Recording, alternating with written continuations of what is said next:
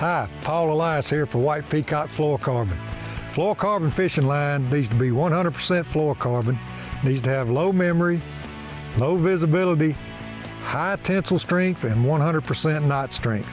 I've been fishing White Peacock Fluorocarbon for 3 years, and it has all those characteristics. It's available in all the popular sizes, so go out there and get you a spool and try it. You'll love it.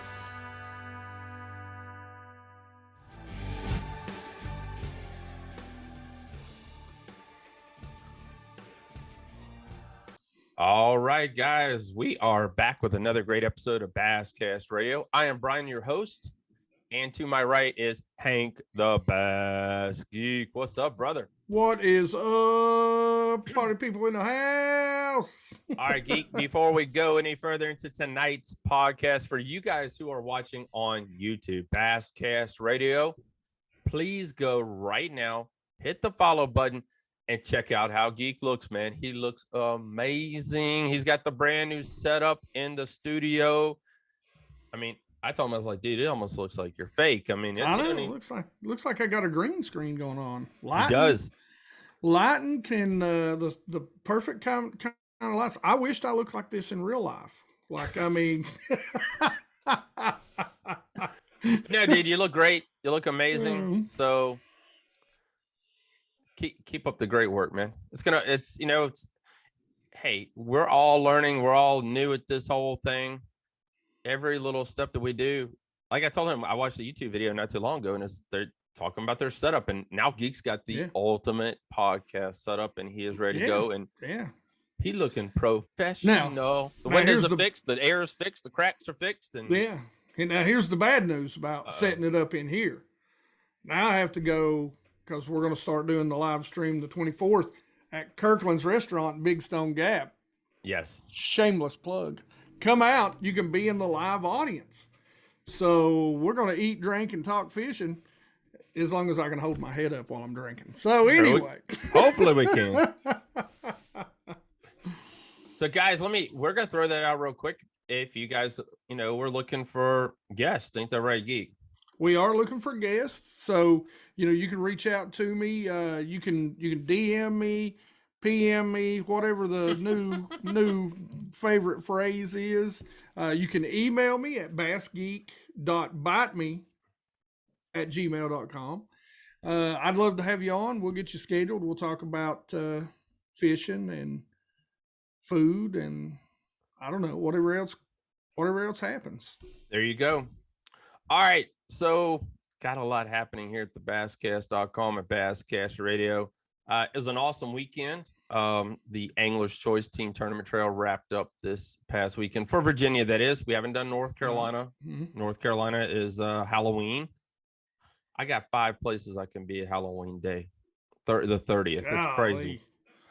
Just the way things got rearranged. But congratulations to the Pilsons again. It was a sweep. They won all of the Virginia events. Wow. I mean, the Virginia Smith Mountain Lakes, there's 3 events, and they won all 3 this year. And so congratulations to them on the sweep. They're the new sticks. I mean, like, if you guys go back to the interview we did, it's a great interview, guys. It's about 5 minutes long. It's a little long for what we usually do, but, we kind of need to hit them. I mean, they just won $25,000 this past weekend. So congratulations to the 2 of them on that. Virginia's Mr. Tyler Trent, he won a brand new Phoenix Bass fishing boat at 819 Pro down on Lake Murray. So congratulations to him on winning that. And the Basscast.com, our tournament series kicks back into gear this weekend on Smith Mountain Lake, going at a Crazy Horse Marina. And for you guys who want to fish our championship, you're not too late. There's 3 events left, and you have to fish all 3 to qualify for the championship in December. So besides being a little cool, should be some good fishing. So, I mean, really excited about that. The fishing should be heating up. Lots of cold nights. I mean, I don't know what's been for you guys. Geek is down the road from me, but it's been in the 40s about every morning at consistently. I've seen it drop into just touch the 30s upper Wow. 30s, 38, 39, Woo. just a couple days. But yeah, man, consistently in the 40s easily. So should be seeing, it's the water temperature has been still in the 70s, but it should be, keeps, it's supposed to rain tomorrow all day. Yeah, For us, it is. Same here. So we should start seeing those water temperatures drop a little bit. So it's going to be interesting. Will we see another 23, 24-pound bag this weekend? You never know. So please, if you can't fish with us, check out everything after the event's over. You guys know I love getting it up as quick as possible for you guys. And we appreciate everyone hitting the follow, share, like, you name it, on the basscast.com from the weekend. Before we get into tonight's guest, and we're going to talk to Geek some more, we want to thank Conrad Brothers Marine, the Bass Tank, Missile, Baits. John Cruz will be there, guys. Hey, come register if you want to fish against John Cruz right here on your own home lake. I mean, there you go. I mean, there you go. You want to win, you want to beat John Cruz. I mean, there you go. I mean, hopefully he's not listening, guys. But yeah, so I mean, SML Tackle Shack. If you got a rod tip that's broken, if you need to pick up some baits before you come fish with us, check him out. He's got a lot of great new stuff. I've got a bunch of stuff I need to share on Instagram and Facebook that he got in. But he's got a lot of great new stuff because he knows what is biting at Smith Mountain Lake and how you're going to be able to catch more fish. Angler's Choice Marine, like I said, we just wrapped that up. Also, guys, on that Angler's Choice Marine thing, I feel like I'm hogging the show tonight here, Geek. But you're fine, brother. You go ahead. You got Chris Lucas, the longtime tournament director for Angler's Choice Virginia. Listen, Geek, 18 years as tournament director. Wow. I wonder how many beers he drank. A lot. I don't think Chris drinks that I know of. But I would have had, there's probably some days at the weigh-in I'd have been drinking. 18 years. Woo. I'll tell you this now, guys. Oh, okay. Let's stop this up. WWE Novelty right here up the road for me. You guys looking to do some hunting? It's bow hunting. They got you stocked. They got you ready. And if you need to go practice, head on over to Lynchburg Arms and Indoor Shooting Range. This is kind of crazy. Get back to the 18 years. But Danielle was reading something. She got into the tournament director for a kayak series, and she was reading a bunch of stuff, went to a bunch of forums. And it's like the average tournament director might be 3 to 5 years. And they're done. I mean, the stress of it. I don't doubt it. The stress of it is like, people blowing up your phone, asking you crazy questions. It doesn't matter how much you post or how many videos you shoot. Yeah. It happens. I mean, you get new anglers, different anglers, first-time anglers that aren't used to how you guys do things. But yeah, so 3 to 5 years is the average. So for someone to do it for 18 years, it's going to be weird, guys, because in 2023, Bass Nation of Virginia is going to have a new tournament director. I know the gentleman. All right, we have a rapport, so that's really cool. And Angler's Choice, I mean, there are two biggest tournament series right here in Central Virginia, other than Cat, but Cat's just got a lot of events that make it big. Mm-hmm. It's going to be weird. New people at the helm, man. You know what they say, though. The more things change, the more they stay the same. So hopefully they'll get some good people in there. And I'm sure this is for everybody, not a sudden change behind the scenes. I'd say it's been something that's coming down the pipe. So, oh yeah. I mean, Chris, if you go check it out, we did another interview with Chris. It is about 5 minutes long, but it's a really, really good interview, and we highlighted a bunch of stuff. And guess what? We're going to get him on the podcast because 18 years, he's got a whole lot of stories to tell in 18 years. Yeah. And he's got a whole lot of do's and he got a whole lot of don'ts. So if you're looking at becoming a tournament director, he's already committed and said yes. We just need to find him a spot. But we're going to get him on and we're going to pick his brain and hopefully give you guys if you're a young tournament director. I mean, think about this walleye tournament director, guys. He just took this thing over a couple years ago. Yeah. And for you guys who are listening Thursday when this comes out, their boat was confiscated today. I've seen that. Yeah. So things are starting to roll with that. And, you know, I look at jail time. I don't see how they're going to not get out of that. I mean, Yeah. I don't. even if it's 6 months to a year, I look for them to spend a little time behind bars. Yeah. So I think this story is big enough to where if they get off with even just probation, yeah, it's probably going to be bad. guys, I read the Wall Street Journal, and you got for you guys who don't know, we had a chess cheater this past week come out. Yes, wow, and it was a crazy photo. The Wall Street Journal had a bass on one side and the bass eating the chess pieces. Wow. And it's the press release that I posted yesterday.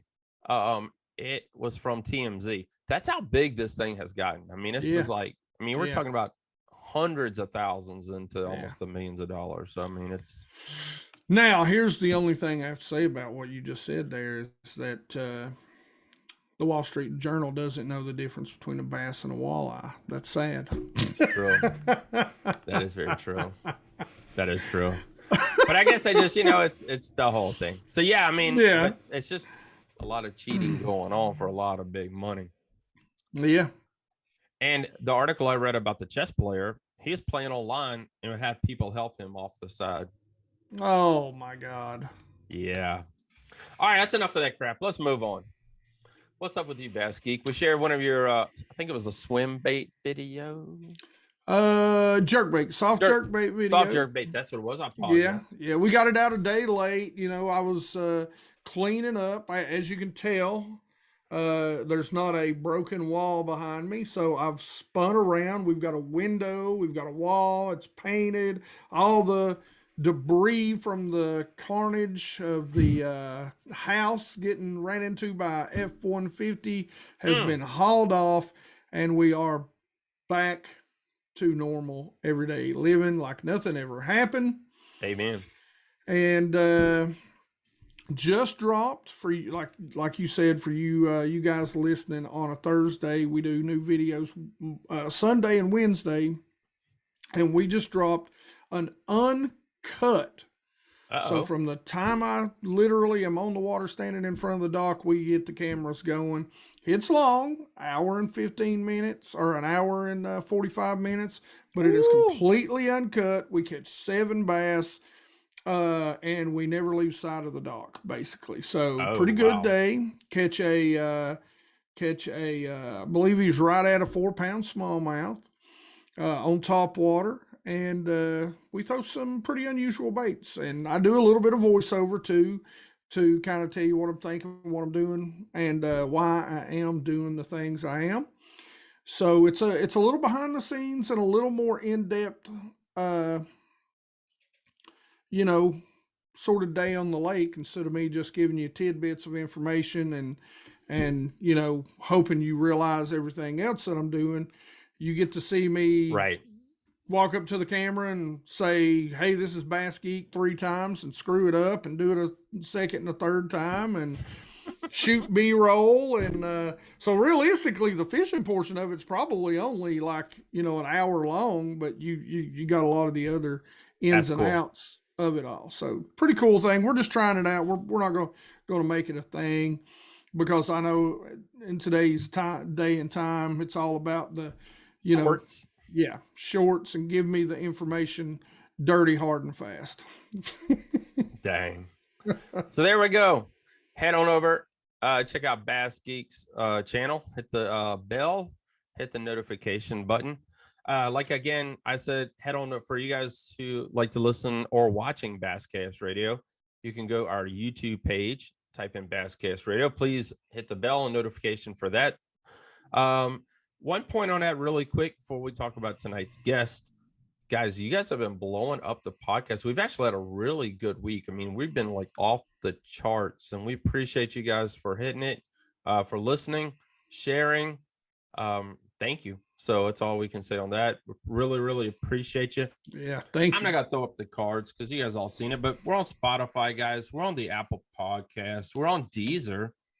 We're on Google Podcast, Castbox, iHeartRadio, and then OutdoorObsessionsRadio.com. So and Alexa. You can go to your Alexa and say, hey, Alexa, play Basscast Radio, and it's going to play the latest episode. So thank you guys for listening. Thank you guys for following it, leaving us to any information you want to leave us. We love it. We appreciate it. Thank you guys for leaving our comments.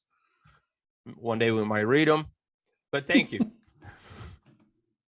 Guys, tonight we have Mr. Tristan McCormick. All you guys saw his win, come from behind win. Big for him because, I mean, he's going to the Bassmaster Classic next year in Tennessee.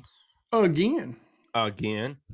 So he just won on Lake Hartwell. So we brought him on. We're going to talk to him about the win, introduce him to you guys, for you guys who don't know who he is. And, we're just going to have fun, as always, right here on Basscast Radio. But first, we got to play a quick commercial from one of our latest sponsors. I ain't said a whole lot about this. I did say something in the last podcast. Ball Sacks USA. We appreciate them sponsoring Basscast Radio. If you guys like to be a part of us, DM us, hit us up. I've sent out a couple of different advertisements and proposals for the basscast.com already. And God, I need to get my butt in gear. I feel like I do that right now more than I get to actually fish. But we're in that part of the year where it's, we got to pay for it. It's the business end of the deal. Business end. Even though we don't want to do it, we got to do it. No, I hate it. So we're going to take a quick commercial break, and then we'll be right back with Mr. Tristan McCormick.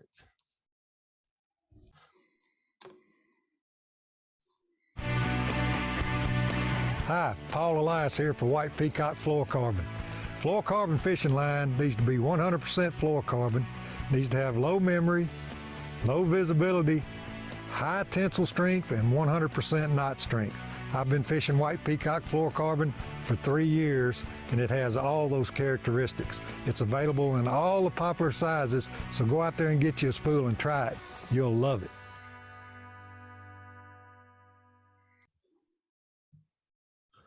All right, guys, we are back with Mr. Tristan McCormick. Brother, welcome to the show. Appreciate you saying yes to the dress.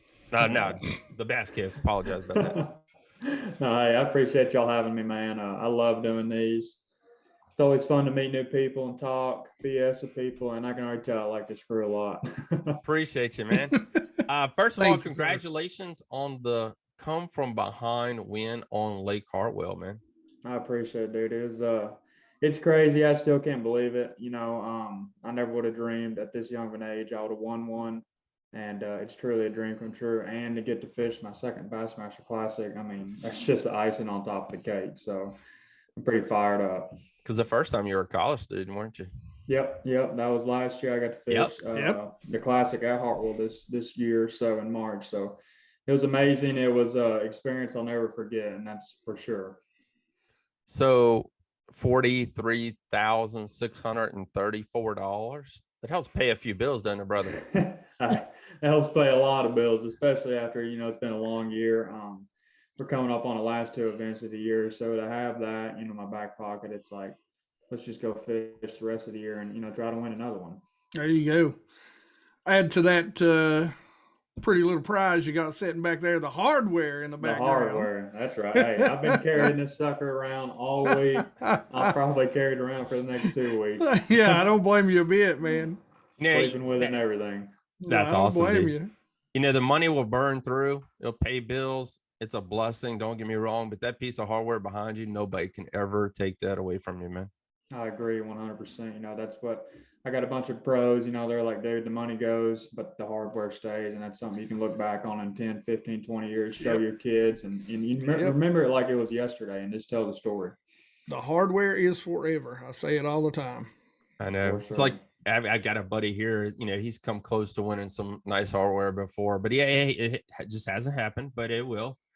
And he's like, I don't even care about the money. I just want that plaque on it or the trophy. Hey, I got a lot of little local tournament plaques, and they're the same way, dude. Hardware is hardware. That's right. It's hard earned for sure. The dub is the dub. Don't matter where the dub come from. That's right. That's right. All right, McCormick, let's get to know you a little bit better. Who is Tristan McCormick, man? Well, long story. I'm from Dixon, Tennessee, just west of Nashville. I grew up not fishing, believe it or not. I grew up riding horses all my life, competed all across the country, Oh, and wow.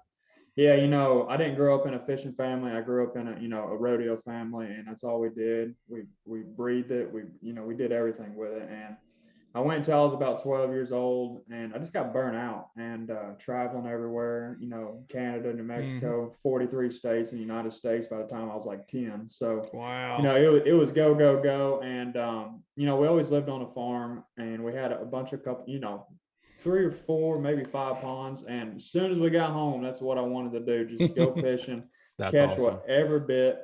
And, so long story short, went to high school, got on a high school team, didn't know nothing about it. Met a What high couple. school team were you Dixon County, Okay. High School. Joined it my freshman year, and then high school really was not anywhere close to as big as it is now. I mean, at the national championship, I think there was like 90, maybe 100 boats. Wow. Now there's 400. But Yeah. it's just crazy. That's a whole nother topic. But fish high school. Wasn't planning on going to college, and I was fishing a local tournament down here on Kentucky Lake, which is my home lake, Okay. out of Paris Landon, and we actually ended up getting second in that tournament. And Coach Gary Mason, which is the coach at Bethal University, was there. He come up to me and said, "Hey, my name's Gary. You ever thought about fishing for college?" I was like, I've never even heard of it really. And long story short, I fished 5 years for Bethel, and man, I'm so glad I went, because the friendships that you meet in college are friendships that will last a lifetime. Absolutely. And it's truly amazing to see the sport evolve as I get older, and look back and see, like, when I started, and see how it keeps progressing more and Oh, more. yeah. What'd you major in at Bethel? I graduated with a BMA, a business management. So hopefully I don't ever have to use this. Hopefully I can just keep fishing. Hey, you will use that in the fishing world more than you know, man. I'm sure Yeah, you we already know. Yeah, we were just talking about paying bills earlier. So I mean, yeah, you're definitely gonna use it. See, I'm a network engineer. I need to call you up and get some advice on how to get some of these sponsors on my YouTube stuff going, man. Heck yeah, dude. I mean, I got a bunch of close buddies that are pros. Cody Meyer, Brian New, and I learned a lot off of them. And Cody Meyer tells me every single day. He said, "Dude, this fishing world is 80-20. 80% business, 20% fishing. Yep, It's true. It is Make true. your living off the water, really and truly. It's It true. is. It's the business side, so you got to focus on that. You got to make your sponsors happy. You got to go to ICAST, the shows, Yep. everything. Because when you support them and you're selling their product, they're going to continue to support you. I don't care if you get last place in the tournament. Yep. All right, Just work. Just do work, man. That's That's true. people, and that's on the water and off. People don't realize I'm good friends with Kyle Welcher, and he's one of the guys that really told me. He said, if so many guys get sponsors and just don't do anything for them, They forget about them. Yeah. And I was parked right beside Kyle at this year's classic, and Yep. we became good friends. And I look up to Kyle. He's a little older than me, but he's one of the younger guys in the elite field, and he's a freaking hammer. Dude catches them everywhere. Yeah. And like I said, you learn a lot off your peers, and I feel like I have some really good peers to look up to.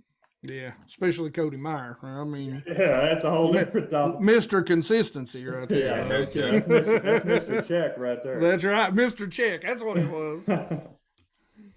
So Brian New, man, I've been knowing him for quite a while. What did he actually teach you? Brian, I met Brian at the Classic along with Kyle. Okay. And we exchanged phone numbers, and it's like, dude, we hit it off just like That's that. awesome. Kyle was on the left of me, and Brian was on the right of me. And I remember it like it was yesterday. Brittany, his wife, and my fiance met, and they clicked. And dude, I've just learned so much by talking to him, just the little stuff. Like, he was telling me a little secret he does on one of his jigs. I'm like, never even heard of that. So I went out and did it, and sure as crap, it freaking works. There you go. And That's awesome. it was pretty cool to be in the top 10 with him. And he commented I posted an Instagram deal yesterday. I was like, T-minus 164 days to the Classic. And he commented and said, I hope you get second. seconds. So I love That's Brian, funny. dude. Yeah, he's a dang good dude. And, Yeah. That is so funny. he's a hammer too, man. They all catch him, and you can. That's learn so two much just of 'em. really good down to earth dudes right there. Absolutely. Oh, yeah. Them are two dudes that'll do anything for you. Call them anytime. They'll try to help you any way they can. Yep. That is awesome. Definitely. Let's dive into Lake Hartwell, man. Lake Hartwell. You got a little bit, you got a little bit of knowledge already before you went down there. Yeah, so we fished. I fished 5 years in college, and every year we'd at least go once or twice, whether it was MLF or Bassmaster. Nice. And every time we went, it was a different time of year. But particularly this time of year in October, I've been there like 3 times. Okay. And long story short, the past 3 times before this one, I went and done the largemouth deal, and I have got my butt kicked. Find them in practice. Wolf packs up on the bank, 5, 6, 7 largemouth, cruising down the bank. You can find 100 wolf packs, and there might be one of them left in the tournament.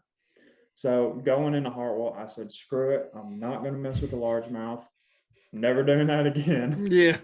Wow. And, I went into it practicing mainly for spots. I got out there. Me and John Garrett filmed a Pro Team Journal 2 weeks before.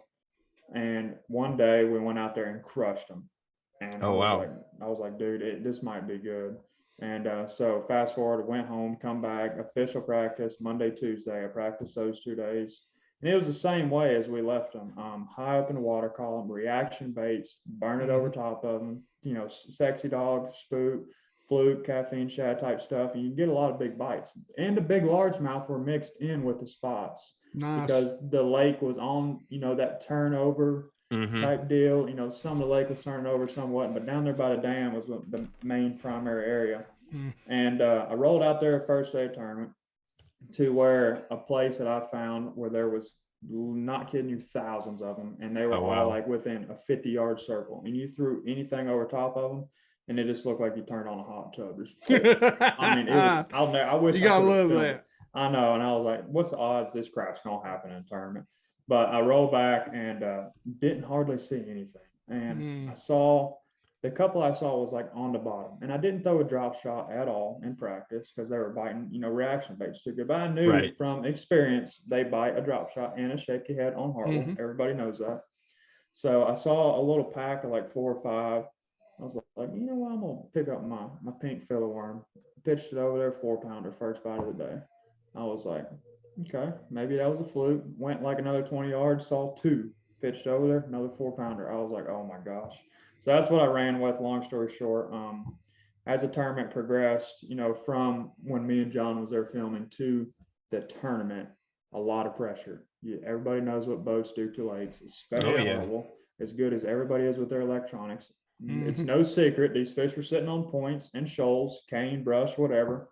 And they just got smarter. And I felt like the last day I was like, I had 5 shoals down by the dam. That was really, really my key area.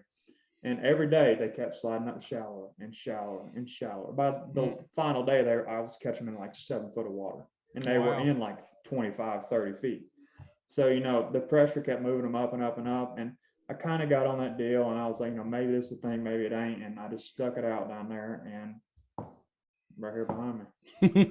All right, day number 1, man. You only had 16 pounds, 2 ounces, and you sat in 6th place. What changed from day 1 to day 2 where you came back and you were like 3 pounds behind the leader? So day 1, I caught that 16 pretty quick. I think I had it by 9 o'clock, 9:30. And I was like, well, I'm just going to go fish around, go fish some new stuff. And I really thought I would be sitting better than what I was. Okay. But the weights were tight, except Derek, the leader, and Shane. But that's what happens when you catch a 6-pound largemouth. It prevails you. It's true. And it's amazing. But the second day, I went down to those same shoals, that same little area. And, dude, I was catching 12 inches. I was like, what the crap? So it was like 10 o'clock. I literally had like 8 pounds. I said, screw it. I'm leaving. And I'm just going to go fish all new water I've never seen. Because I felt like, and I've struggled this year by doing that the second days. Right. Relying on something after the first day where you've sat there and beat on it, and it never produces a second day. It needs a break. So I went and ran all new water. point hopping, point to point to point shoal, you know, just looking around, spent a lot of time on trolling motor, bouncing around, and I caught probably 50 fish and a lot of 2-pounders to like a 210. I couldn't ever get over that 3-pound mark. I don't think I weighed 1 3-pounder in that second day. You know, I just had all identical twins, like all 213s, 214s, almost 3-pounders. And, you know, that prevailed me. It moved me up. I really thought I wasn't going to make the top 10. Yeah, because on the second day you came in with actually a smaller bag, right? Exactly. The 14 by about 2 pounds. Yeah. And I was like, I got to a scale and Hank said, "You're in second place." I said, "Huh?" I said, I mean, something happened here. But, you know, it's like I said again, man, these spotted bass are so smart, blueback herons. Yep. They move around and the pressure builds and builds and builds. I cannot stress that enough. I've seen it too many times on Hartwell and Lanier and a lot of other places. And I mean, looking back on it, I'm glad I caught 14 pounds the second day because, you know, if I would have stayed down there, I probably would have caught 10 pounds and not made it. Oh, wow. But, you know, going into the third day, I knew what lived down there. And that morning I started around the ramp trying to, you know, catch some release fish, which I did. I caught like 7-8 pounds. Them ABC fish, ABC. Yeah, the ABC. And literally every one of them I caught had a hole in their mouth where my hook wasn't. And so I ran down there in my primary area, and as soon as I pulled up, I caught a 3-pounder. I was like, looked at Jake. I said, all right, you know, whatever. Went 20 more minutes, caught another 3-pounder. I was like, all right, well, I'm going to stick it out down here now. It was like 11 o'clock, 11:30, somewhere in there. Stuck it out, you know, caught a couple more fish. And at the end of the day, like 12 o'clock on, I started seeing those fish group up high in the water column. Oh, yeah. And I was like, I saw the first group through my caffeine shad over there, just boiled on it. And I was like, looked at Jake, said, if they do this, it could get done. But, you know, I caught a couple doing that and I lost a big one. And I really didn't think I had enough. I had a target set in my head, you know, 17 pounds is what I thought I really needed to have a chance. And we check in. I look at Jake. I'll never forget it. I said, well, tell me how bad I got beat. He said, he got real serious, looked at me. You got a 1.5-pound lead on bass track. You're in first. I said, there's no way. I said, there's no way. And, you know, that's something I just keep replaying over and over in my head. Jake Latondras, dude, he's so awesome. I've spent a lot of time on a boat with him, camera boat in a high school deal. He's got to jump in with me. And I text him after Friday, we weighed in. I said, I want you tomorrow. You better be in my boat. And he said, done, let's go win. And dude, you know, that's the stuff that you'll remember more than the fish catches, more than whatever, you know, just smaller. Oh, yeah. And you won by less than a pound, brother. Yeah. And it was close. It was very close. When Bryant weighed in, I was like, as soon as Bryant weighed in, Brian New ran over to me and said, let me see your bag. Opened the bag, lifted it up. He's like, yeah, you got it. I was like, golly. So 14-13 on day 3. Yeah, 14-13. Talk to us about the reason why you made it. What was the reason behind? Was it a long run you were taking, or, you know, to get your bag, to get your limits, or what was particular about this run? Really, I thought they bit better. Like, and it changed every day. Some days they bite from 8 to 10. Some days they bite from 10 to 1, or, you know, in the evening. Right. But the final day, I really wanted the sun to get up, and it was supposed to blow. So I wanted the wind to start blowing before I got down there to my primary area. And I caught my 2 biggest ones in the first 45 minutes when the wind was blowing. And then it slicked off calm. So, you know, I'm kind of glad I went down there. But, you know, it wasn't that bad of a run, really.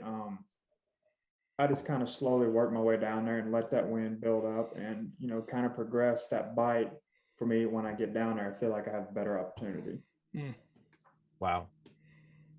And you said your main setup were? I had 3 main baits in practice. Okay. It was a Strike King caffeine shad, blue glimmer, on an owner hook. You know, just something where you can work really fast, kind of below the surface, kind of on top of the surface, depending on what they wanted. Got a little more weight. I love the caffeine shad. I put lead strips on the hook. You know, some days they wanted it just a little bit below the surface. Some days they want it blown out. Great Strike bait. King Sexy Dog, Hard Knot. That was a good key bait for me in practice because it was so loud. That new Hard Knot. Yeah. It's a freaking sweet bait. And then, of course, the all new Strike King Filler Worm, Morning Dawn, Drop Shot Worm. We released it at ICAST, and it should be out in the stores coming soon. I used every single one of them I had. I mean, I was throwing desert crawls. I was throwing any freaking color. But, a cool story. When I won the bracket, I was throwing the drop shot as well. And it got me to Lake Hartwell at the Bassmaster Classic. And I just did the same thing on Hartwell with a drop shot with a pink worm.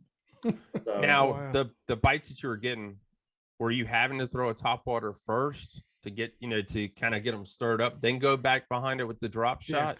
What created that bait progression? Yeah. What were you seeing that said, okay, it's top water right now, and it's a drop shot? So I could tell right away when I rolled up to them, if I saw them, I'd try to stay as far away from them as I could and make a long cast because they're so smart, whether it was a drop shot, a top water, whatever. But like the ones I could catch on a spook and a caffeine shad, they would be over like 20 to 25 foot of water and be like 7-8 foot down. Yeah. Okay. And they would come, like you would throw it, you'd see it, and they just straight up to it. And I'd tell Jake every time, here they come, here they come, here they come. Yeah. And the one they did. And but sometimes the fish were like that, and I'd throw it over top of them, they wouldn't even move. And I was like, pick up drop shot, throw it right in the middle of them, they go straight down to it, and the one bites it. But it was a lot of fish catching to get those 3+ pound bites, because there's a lot of bass in Hartwell. It's a fish factory. A lot of 12, that's why the Bassmaster Classic's been there like a bazillion times. I mean, there's a lot of 12 to 14-inch fish, whether it's spots or largemouth. And that's like, I feel like that's the biggest majority of fish in that lake is that length and that size. Yeah. But like I said, a numbers deal. Throw at as many as you can. I bet I was throwing at, I'm not even afraid to say, 700-800 of them a day. Oh wow. And I might get 50 to bite, 40 to bite. So it was a low odds deal, and I feel like a lot of guys went out there and did that, and they'd throw at 20 of them and like, oh, they ain't biting, let's go to the bank or whatever. You know what I mean? It's just something you got to stick with. It's the same way with going shallow. You stick a buzz bait in your hand, stick a top water in your hand, or stick a jig in your hand, flipping docks. It's just something you got to do. It's the same thing offshore. Do with what you're confident with, and for me, that is fishing offshore. That's awesome. That's pretty funny. Shameless plug. I was just doing that sort of thing in a video that I put out. So working a one knocker top water over top those suspended bass, man. Several different wolf packs of them just kind of roaming an area. It's a fun way to catch them, man. It is, and it's really intense. Like you can almost call your shot, and it's like a video game, dude. You throw it over top of them, you start just like shaking and start working. They get up there and they'll line up, and you see them. They just lined up. You're like, What were you seeing them on, brother? What type of electronics you running? Yeah. I'm running all Humminbirds this year. Awesome. The Mega 360 is amazing. This Mega side imaging is absolutely amazing, and all the electronics, they're amazing. People are using them to their full advantage. There's not one bad electronic out there, in my opinion. No. They're all prevailing. They're all getting better and better and better and better. And sooner or later, I feel like we're gonna have, a camera. What we're looking at here, that's gonna be underwater. That's what we're. We were actually talking about that on our last podcast. Remember that geek, that little underwater camera setup? It's been around for about 10 or 15 years now. I know Greg Buck was part of it. A lot of different anglers would use it. Smallmouth fishing, especially. Yeah. I'll tell you what's going to end up happening. Here it is. I'm a network engineer, so my prediction, here it comes. So at ICAST a couple years ago, did you see the goggles where you could actually look out and see the map as you turned your head? Uh-huh. Okay, so think about it. How hard would it be? How much of a jump would it be to basically turn that into forward facing? So as you moved, you've got an overlay of the map, the contours, and you can actually turn and see in real time. You just got a pair of sunglasses on, man, and that's it. It's like them 3D goggle type deals. Yeah. Hopefully not the 3D. Yeah, not the big sun. Hopefully we can get it down to some just cool looking shades. Yeah, maybe partner with Coaster or something, have them engineer something into glass. Yeah. But I mean, come on, man. That's where it's got to go. I mean, you're talking about real time, really real time. And here's the scary thing, in 20 years, like we're talking now, you look at what could potentially happen, and I'm afraid that it's going to ruin the sport. I really am. I know, I- man. You love it, I- but you hate it at the same time. It is so fun. I tell weekend anglers all the time, I'm like, look, the pros don't need it. I'm like, they're out there 4, 5, 6, 7 days a week, man. They Yeah. are on fish. They can follow the fish. Yes, it is a helpful tool for them. But for you, if you're out there 1 or 2 days a week, you want to catch fish and not go fishing, don't hate it. Go get the money. Go spend the money on it, because you will catch fish. Now, you won't always, but you'll learn a lot from it. But yeah, I'm with you, brother. I totally. I concentrate on the tournament side, and there's already been different, like not bass, but other clubs that have already banned it. And I don't really know what to say about that. I'm running 6 graphs on my boat this year. God. Yeah. And, people are like, oh, I can't believe you have that stupid shit on there or whatever, this and that. I'm like, I like it. Y'all don't understand. Like, if you don't have it in the field we're competing in, you're getting your butt kicked. Yes, sir. Yeah. Yes, sir. You go to Hartwell, you go to smallmouth fisheries, Champlain, St. Lawrence. They're all forward-facing sonars. And even, largemouth lakes now are starting to be like that. Everybody's getting off the bank. They're looking for suspended fish. A freaking jerkbait is catching more bass from January to December than any bait out there. Well, and I'll tell you, I was talking about it, before.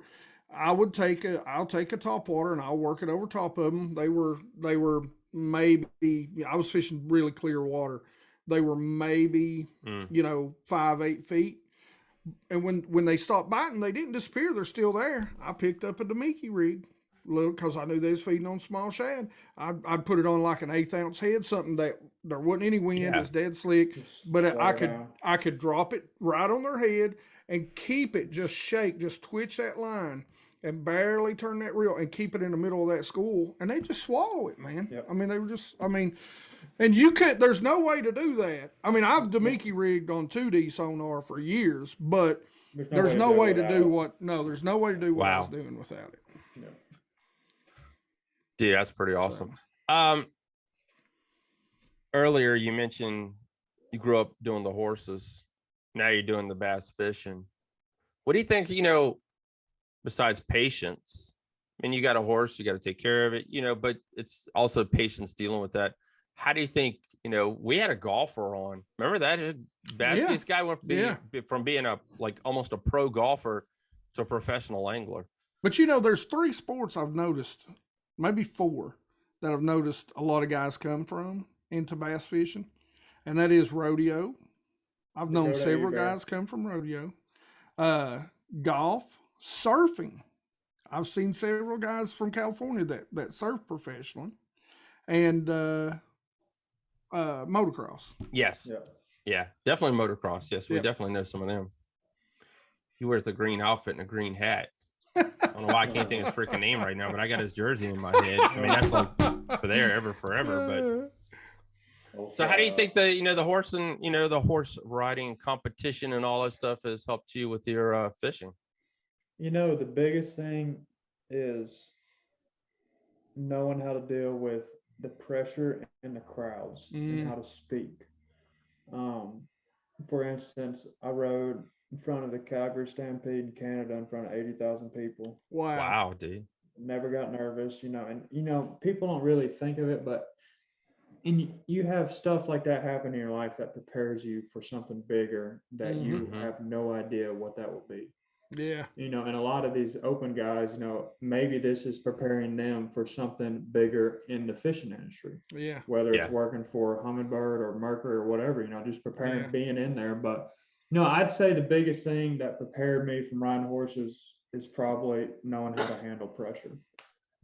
That's because awesome. in the horseback riding, we knew what we needed to have going into it, and yada, yada, yada. I can talk about it all night, but I had a, very, very blessed career in that. I won 4 national titles, world show titles. And wow. I'd like to say I just got burnt out on it. And do you have one of them nice fancy trailers? Yeah. I have a lot of them gold trophies. Oh, a lot of hardware. Yeah. Yeah. So, Holy cow. it's something I don't really talk about a lot, just because like people are so oblivious of it, they really know how to understand it. But it prevailed me, and like everyone's like, oh, you got all this money, yada yada yada. I'm like, well, no, not really. But I was fortunate enough to grow up in a family where we went out and rode horses, compete for a lot of money, and the money I earned in horseback riding, this is where it's going. Yeah. So it's pretty crazy, it's pretty surreal. But yeah, like I said, of course, I think that's what prepared me more than anything, is knowing how to handle the pressure and being in front of a crowd and speaking, because you got to be able to speak too when you do this whole deal. Absolutely. You got to know how to go up on stage, thank your sponsors, and handle yourself and be presentable for sponsors to be able to work with you. Or you can be like me and just a crazy redneck, and they're just like, look, this guy's crazy, just give him stuff. Give him to me. I'm like, whoo, let's do this. I love it. But others say you could use a haircut. So, I mean, No, don't cut that hair, man. Yeah. That's got to be your logo. Surely you got a logo somewhere with the hair, man. Like when the silhouette. So another funny story. Jake, we was out there fishing. It was like noon, and Jake said, "Hey, Mercer just texted me." I said, "Yeah, what he said?" He said, "You better get your ass back to the Classic and win this thing, so I can get you a shampoo sponsor." And when I walked across the stage at Hartwell for the Classic, Mercer was like, the greatest hair to ever race the Bassmaster Classic stage. I was like, "Yep." We're just going to call him. We're just going to call him the hair. That's the it. Hair. He's the hair. Best hair in the Elite Series or at the Classic. I have no doubt you'll be in the Elites, brother. So I appreciate it, man. That's of course the end goal for sure. You'll get there. All right, so we head to Tennessee. Knox Vegas. Yes, Knox Vegas. How are we feeling, man? My hometown. Yeah, I'm not too far from there. Of course, it's the Tennessee River. It ties in right down here on my body of water. I'm going to spend a lot of time there before January 1st. My new boat's going to be done. I'm going to pick it up Friday. I'm going to get it rigged out once I get back from the Toyota Championship, and I'm going straight to Knoxville. I'm going to spend several weekends there. There's going to be a lot more preparation for this one. And I just feel like, I don't know. I didn't really do that much preparation for Hartwell because I was familiar with it, and I just wanted to embrace everything. Yeah. My first Classic, take everything in, and now I'm like, I don't care if I get 50th, I'm going for the win. There you go. That's awesome. So it's going to be a whole different atmosphere for sure. Geek, you got any questions for him, brother? Man, no, not really. Just a statement. It's good to meet the hair in person. I remember seeing you come across the stage and Dave calling you that.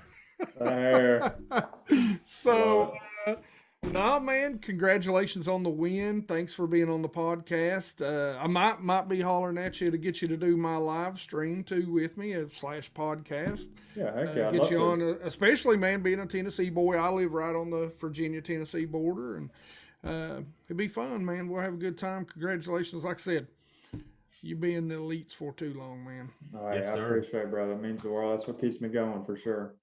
All right, I got one last question I always ask. What was your biggest takeaway that you learned from the event, man? Even though you fished it many a time, what was your biggest mental takeaway? The biggest thing I learned, the final day I lost a 3-pounder, and in my head I just kept saying, control what you can control. You cannot control that fish coming off. Only thing I control is make sure my knots are good, my line's good, my hooks are sharp. There you go. And that's the biggest thing. That's my new motto. I'm going to have it all over my boat and truck. My next wrap is going to say, control what you can control. Heck yeah. And leave it all out there. And if it's meant to be, it's meant to be. And only person that's got the plan is good Lord up above. So, he's got a plan for each one of us. And that's my new motto. Control what you can control. That's awesome. Hey, before you leave, man, any sponsors you'd like to thank out there? Yeah, for sure. I got so many people that back me. Of course, my friends and family. All my sponsors. Toyota, man. I've been driving a brand new 2022 Toyota Tundra. So lucky. Nice. I know, dude. That's the baddest truck I've ever been in. I absolutely love it. Pulls like a dream. Mercury, Humminbird, Sea Clear Power, the wiring harness for all my units. I couldn't do it without that. Getting the full capability out of my units I can possibly get. Strike King Lose, big time, big supporter this year.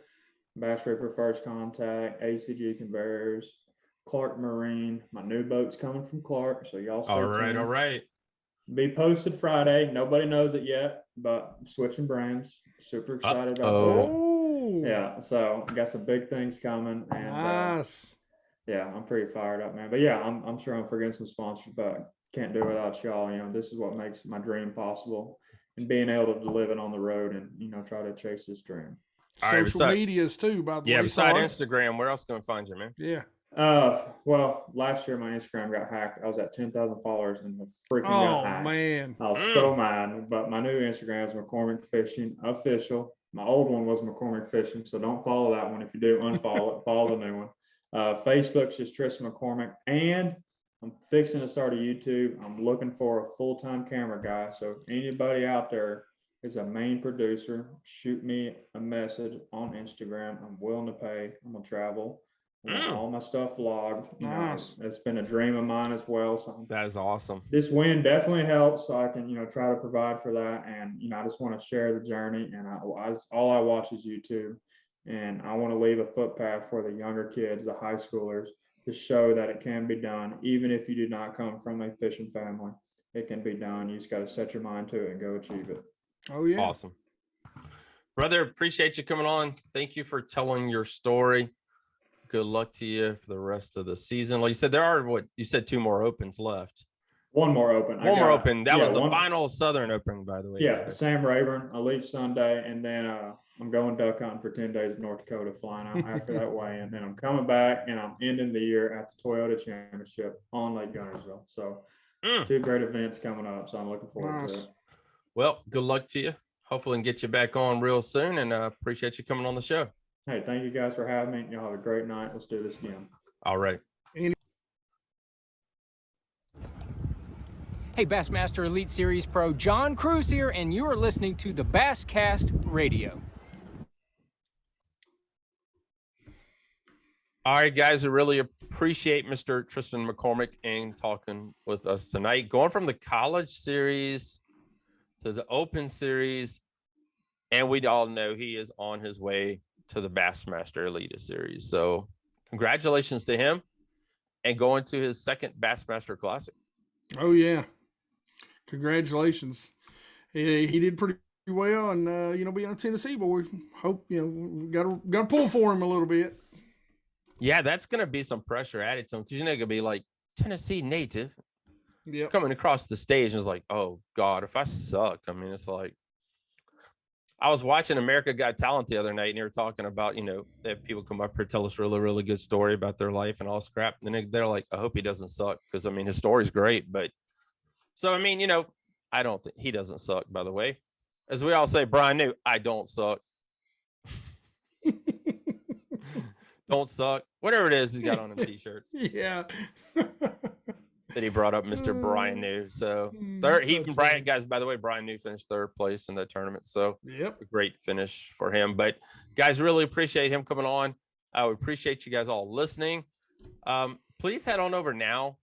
Hit the like button for Geek, man. Head on over to YouTube, type in Bass Geek right now. You're sitting there on your mobile phone.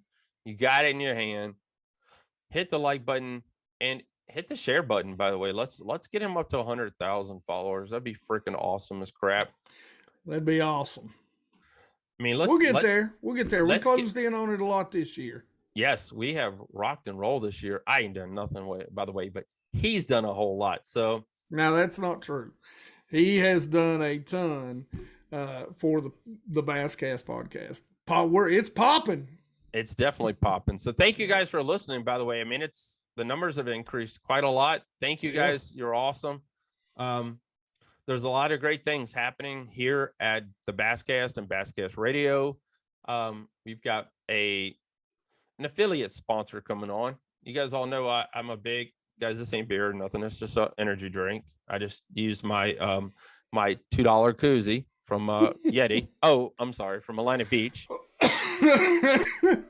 Got me choked up. This is hey guys, I'm not gonna knock Yeti. I'm not gonna knock the cups. The cups are amazing. I mean, I've seen ice last for 24 hours in the cups, but if you got to sip on a beer long enough or soda long enough that you need one of those $35 Yeti containers, this was probably $5 at Atlantic Beach, North Carolina. I grew up down there practically.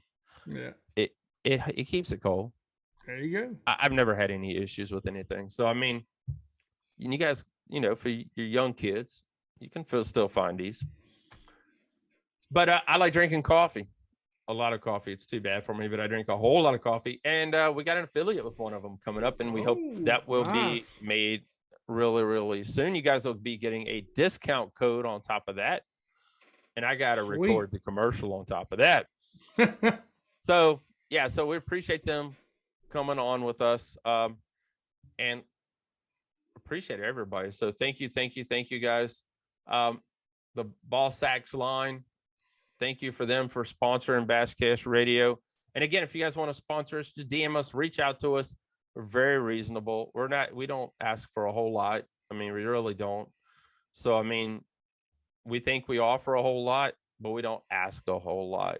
There you go. Hopefully that will get you to just, reimburse. I'll tell you guys right now, it's a couple hundred. It's almost $1,000 to do this podcast a year. So we ain't put a donation button out there anywhere. We just been blessed and had a lot of people step up to the plate, and out of the blue, people pop me and be like, "Hey, I want to sponsor the radio show," and I'm like, "Thank you." So So thank you guys. I appreciate you. Love you. Have a great week, everyone. We got the Basscast tournament series this weekend. Looking forward to that. Will another 20+ pound bag be brought to the scales this weekend? You'll find out all of that on thebasscast.com. So, hey, head on over to outdoorobsessionsradio.com. Listen to all the great podcasts from past. Listen to Bass Geese podcast, and have a great night, everyone. And we will be talking to you guys really, really soon.